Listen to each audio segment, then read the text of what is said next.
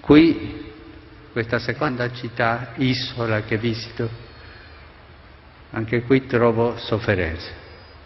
Una sofferenza che uno di voi ha detto che ti indebolisce e finisce per rubarti la speranza. Una sofferenza, la mancanza di lavoro, che ti porta, scusatemi se sono un po' forte ma dico la verità, ti porta a sentirti senza dignità, e dove non è lavoro manca la dignità.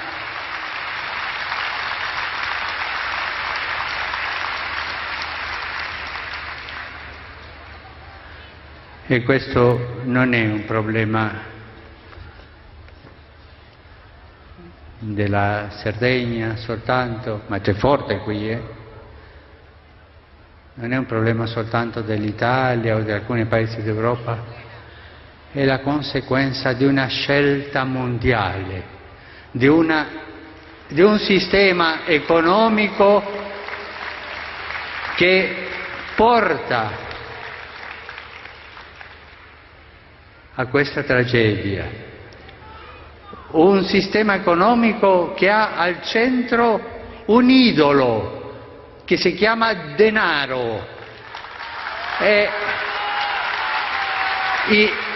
Dio ha voluto che al centro del mondo non sia un idolo, sia l'uomo e la donna, che portino avanti col suo lavoro e portino avanti il mondo. Ma adesso, in questo sistema senza etica, al centro c'è un idolo e il mondo è diventato idolatra di questo deo denaro. Comandano i soldi, comanda il denaro, comandano tutte queste cose che servono a lui, a questo idolo. E cosa succede?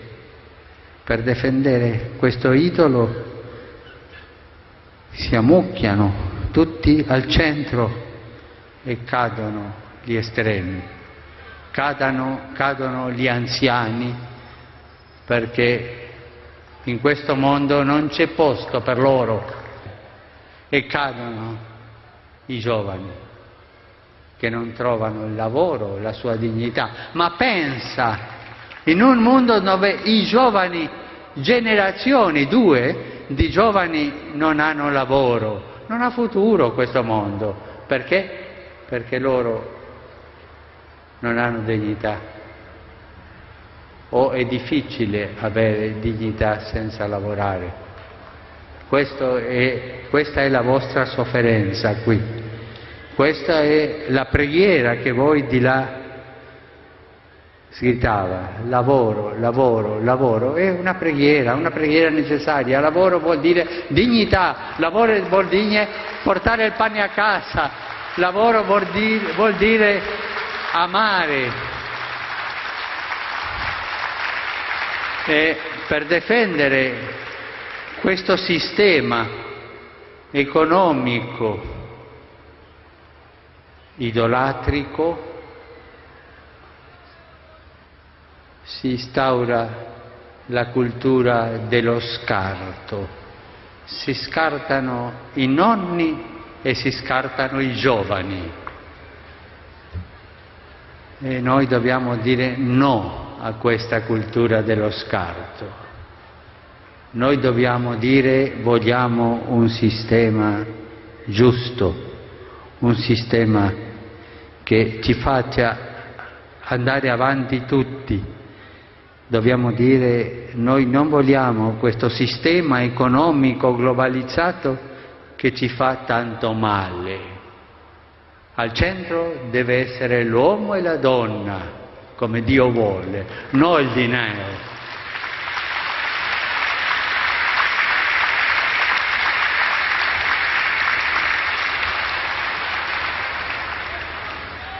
Io avevo scritto alcune cose per voi, ma guardandovi sono venute queste parole. Io consegnerò al Vescovo queste parole scritte come se fossero state dette, ma ho preferito dirvi quello che mi viene del cuore guardandovi in questo momento.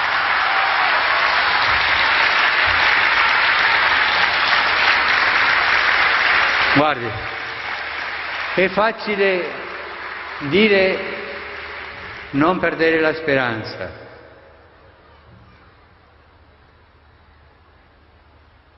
Ma a tutti voi, quelli che avete lavoro e quelli che non avete lavoro, vi dico, non lasciatevi rubare la speranza. Non lasciatevi rubare la speranza.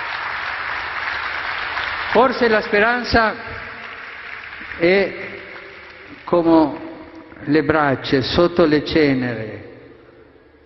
Aiutiamoci con la solidarietà, soffiando sulle ceneri, perché il fuoco venga un'altra volta.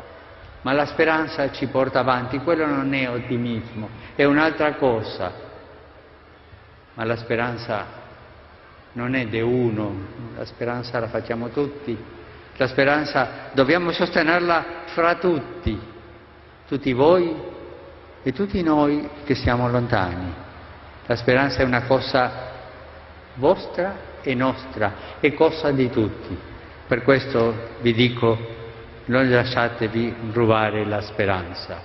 Ma siamo furbi, perché il Signore ci dice che gli idoli sono più furbi di noi. Il Signore ci dice, ci invita a avere la furbizia del serpente,